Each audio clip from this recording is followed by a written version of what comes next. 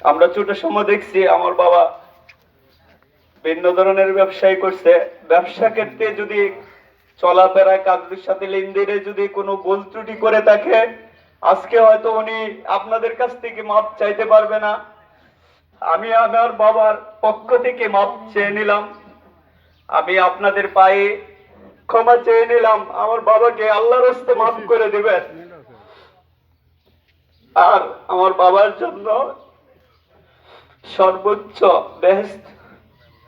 বেহেশতের জন্য আপনারা দোয়া করবেন। আর আমার বাবা, আমরা সেই টাকা দিয়ে দিব এই বলে আমি সকলের কাছে দোয়া চেয়ে শেষ করলাম। আসসালামু আলাইকুম। উপস্থিত হাজিরান, জানাজার সময় হয়ে গেছে। এই পর্যায়ে সর্বশেষ স্মৃতিচারণ করবেন ওনার সর্বকনিষ্ঠ ছেলে সামরিক কর্মকর্তা জনাব রফিকুল ইসলাম। তারপরে আমরা জানাজা পড়বো ইনশাল্লাহ। জানাজা পড়াবেন, তারপর হাফিজ সাহেব আমাদের সামনে দুই এক কথা করে জানাজা পড়াবেন ইনশাল্লাহ। আসসালামু আলাইকুম ওয়া রাহমাতুল্লাহ।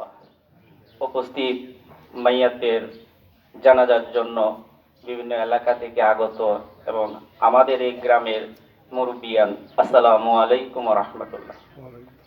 আসলে না যা কিছু বলার কথা ছিল সবই বলে দেওয়া হয়েছে, আমার নতুন কিছু বলার নাই। আমি শুধু একটা কথাই বলবো যে আমার আব্বার জন্য আপনারা সবাই দোয়া করবেন। আমার আব্বাকে আমি অনেক ভালোবাসতাম, এটা বলার কোনো অপেক্ষা রাখে না। ম্যাক্সিমাম সময় আমার এনেই থাকতেন,